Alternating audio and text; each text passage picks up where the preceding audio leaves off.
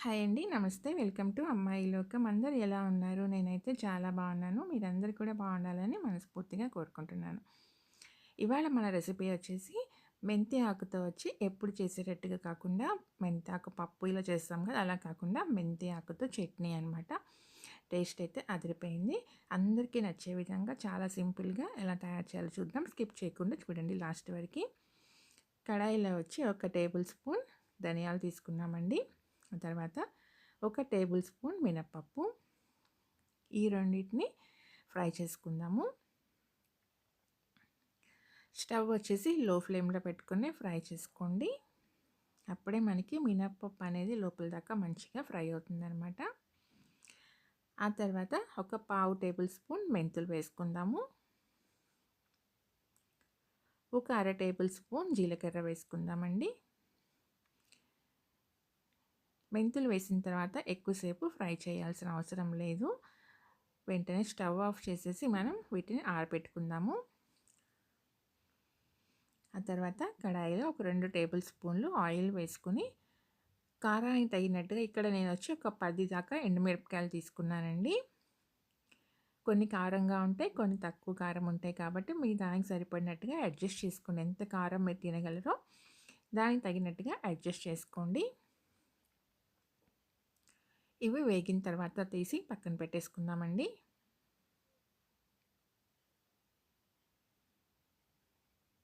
ఇప్పుడు ఇదే కడాయి ఆయిల్ ఉంది కదా కడాయిలో, ఇందులోనే వచ్చి 2 మీడియం సైజ్ టొమాటోస్ కట్ చేసుకొని వేసుకున్నాము. టొమాటో వచ్చేసి మనకి మగ్గిపోవాలండి కొంచెం మంచిగా. చూడండి ఇలా మగ్గిన తర్వాత దీంట్లో ఇప్పుడు ఇది వచ్చేసి నేను 2 కట్టలు తీసుకున్నానండి. పెద్ద కట్టలు అనమాట. పావు కిలో అని చెప్పి ఇచ్చారు. అరకిలో మెంతి ఆకు ఒలిస్తే ఇంత వచ్చిందండి. కాడలు అవన్నీ వేసుకోకూడదు. ఆకు మాత్రమే మంచిగా ఒలిచి వాష్ చేసుకుని వేసుకుందాము.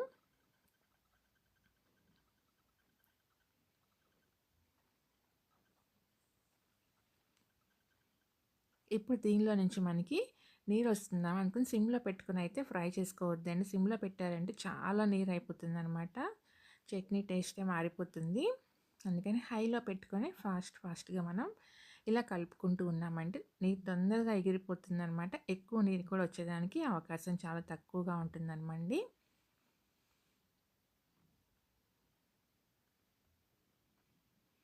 ఇందులోనే మనకి టమాటో కూడా మంచిగా మగ్గిపోతుంది. చూడండి నీరంతా ఆల్మోస్ట్ ఇంకిపోయింది కదా! అంతా ఎగిరిపోయిన తర్వాత ఇప్పుడు దీంట్లో వచ్చేసి నేను కొత్తిమీర కాడలు మాత్రం వేసానండి. చాలా టేస్ట్ వస్తుందన్నమాట కొత్తిమీర కాడలు వేసుకుంటే చట్నీకి.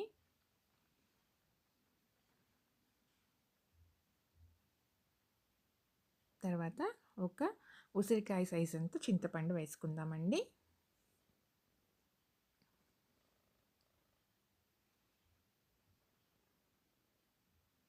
అంతేను. స్టవ్ అయితే ఆఫ్ చేసేసి పక్కన పెట్టుకుందాము. ఆ వేడికే మనకి చింతపండు మగ్గిపోతుంది. ఈ లోపల వచ్చేసి మనం ఆల్రెడీ ఆరిపోయినాయి కదా ధనియాలు, ఎండుమిరపకాయలు ఇవన్నీ వీటిని కోర్స్లీగా గ్రైండ్ చేసుకొని తెచ్చుకుందామండి. ఫైన్ పౌడర్ లాగా కాకుండా మిక్సీ జార్లో. చూడండి ఇలా వచ్చిన తర్వాత ఈ లోపల మనకి మెంతి ఆకు అనేది ఆరిపోయి ఉంటుంది. దాన్ని కూడా వేసేసుకుని చట్నీ వేసుకుందామండి. చాలా సింపుల్గా క్విక్గా అయిపోతుంది. టేస్ట్ అయితే అదిరిపోతుందండి.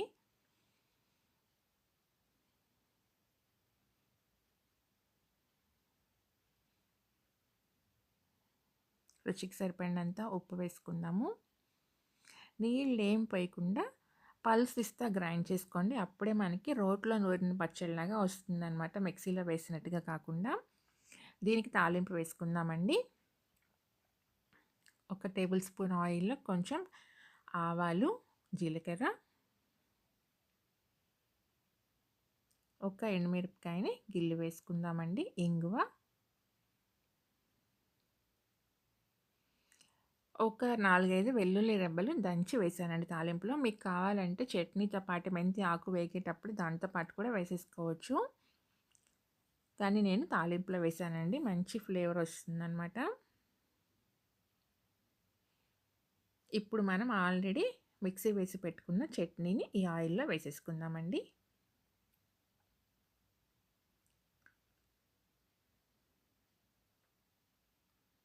అంతేను. ఈ వేడి వేడిగా ఉన్నప్పుడే కొంచెం మంచిగా మిక్స్ చేసేసుకొని తీసి పక్కన పెట్టుకున్నామంటే ఒక 3-4 డేస్ వరకు బావుంటుందండి. చట్నీ ఏం పాడవదు. ఫ్రిడ్జ్‌లో పెట్టుకున్నారంటే 1 వీక్ వరకు అలానే ఉంటుంది. అంతేనండి, చట్నీ అయితే రెడీ అయిపోయింది. వేడి వేడి అన్నంలో నెయ్యి వేసుకొని తిని చూడండి. టేస్ట్ అయితే అదిరిపోయింది. అందరికీ నచ్చుతుందండి ఇంట్లో. తప్పకుండా ట్రై చేసి మీకు ఎలా వచ్చిందనేది నాకు కామెంట్ చేయండి. అలానే ఫస్ట్ టైం చూస్తున్నారా తప్పకుండా సబ్స్క్రైబ్ చేసుకొని చూడండి. ఒక లైక్ ఇచ్చేయండి. మీ ఫ్రెండ్స్‌కి, ఫ్యామిలీ మెంబర్స్‌కి షేర్ చేయండి.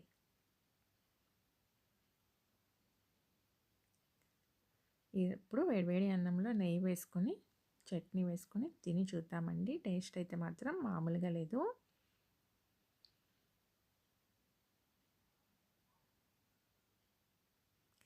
ఈరోజు రెసిపీ అయితే ఇంతేనండి. రేపు ఇంకో కొత్త రెసిపీతో మీ ముందుకొచ్చేస్తాను. Thank you for watching.